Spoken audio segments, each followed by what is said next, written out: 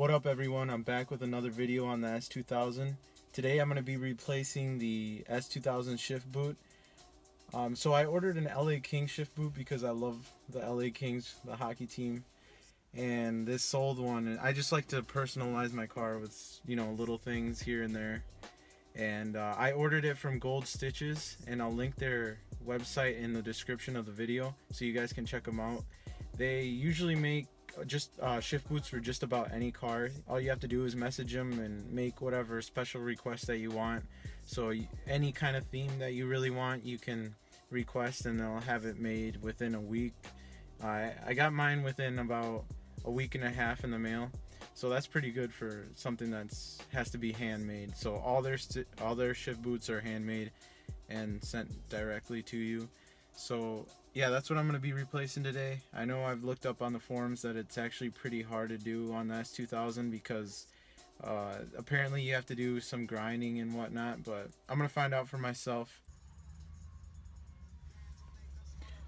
Alright guys, so here's the shift boot that I got. I requested this pattern.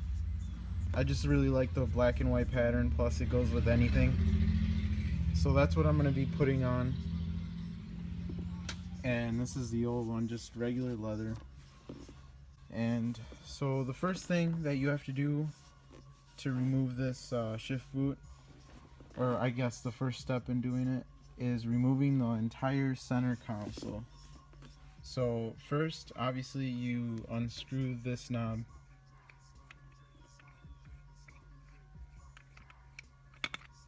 So that comes right off.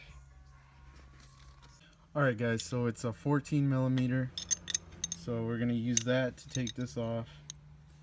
And then we're going to use the flathead to pry open or pop open the center console so we can take it off.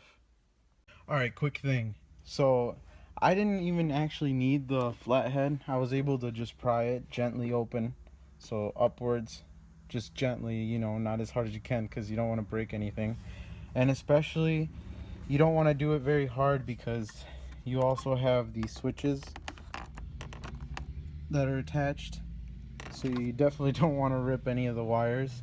So looking at it, hold on a second. It's hard to do with two hands. There is 2 connections that you have to take off in order to take the center console off. So make sure you unplug those 2 and then you can lift it up completely. And then we can see what's underneath of this and what we need to take apart. So another quick thing, so that you unplug these ones a lot easier and avoid breaking anything. A little tab right here that you push down on for the first one. So it's just one tab. And then on this one, there's just one tab also, and it's on the right side. And then they come off pretty easily. So one thing that I noticed about my car, like you guys know, I haven't really had it that long, and I'm still, learning about S2000s and whatnot. I noticed this wire, so I'm gonna have to look that up and see what that is too, because it's just a random wire that I see right now. But actually, now thinking about it, the cigarette lighter hasn't been working, so actually that might be the cigarette lighter socket plug, because I just remember I haven't been able to use this or charge my phone or anything, and I checked the fuses and it wasn't the fuses, so it must be this. Alright, so looking at the center console right now, what we got here, it looks like this. Besides this screw and that screw, you also have to take off all the other screws, and they're all the same size, so you don't have to worry about mixing them up. So these 2, that one, that one, that one, and that one. So all those, you take them all off, and even remove the switches, so that you can get to the toughest part of this whole thing, the custom job part of it.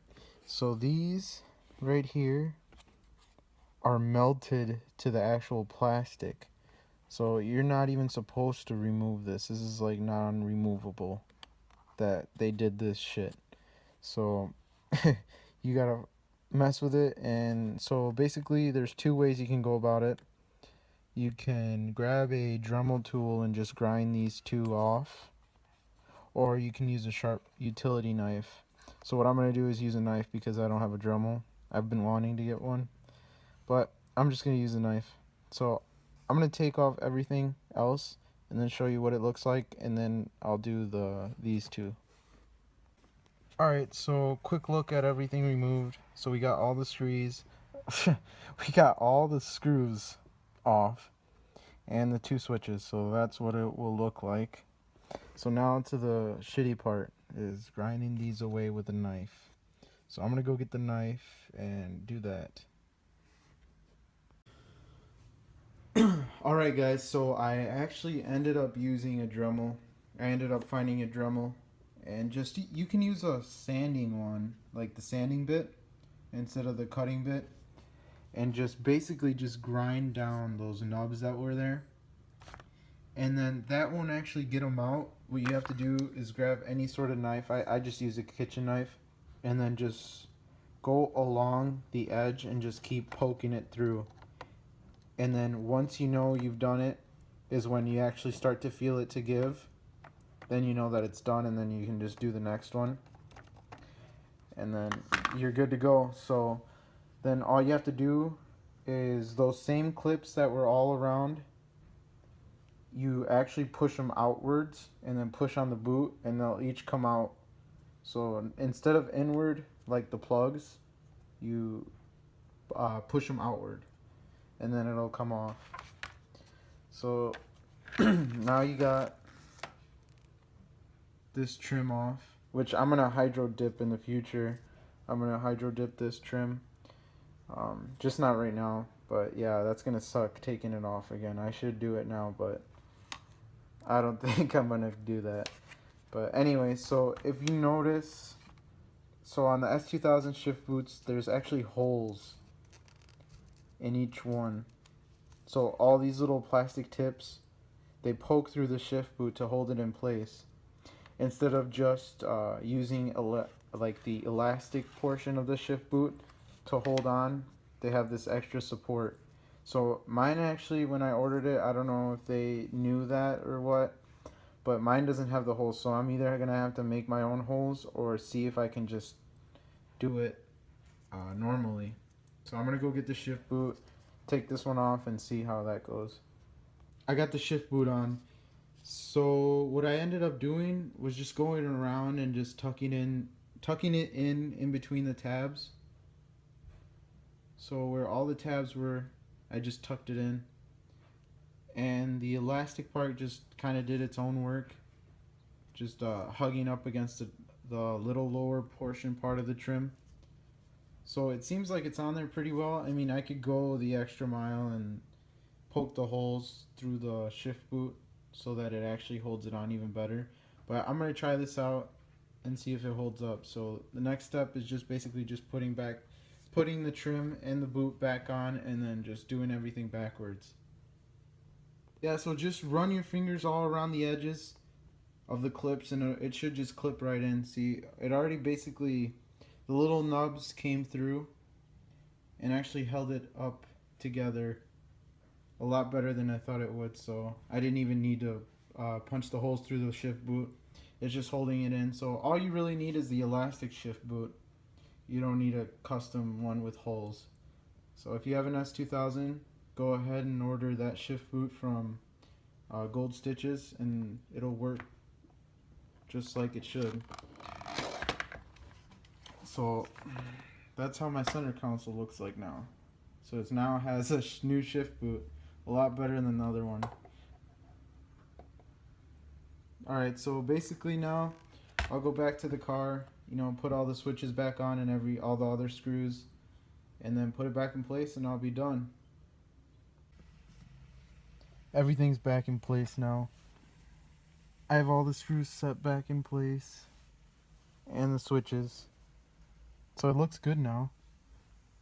Now to just put it back on and put the switches back on, and then just basically just push all the clips back into the center console, and we're done. And hella golden. Yep. That's all she wrote right there.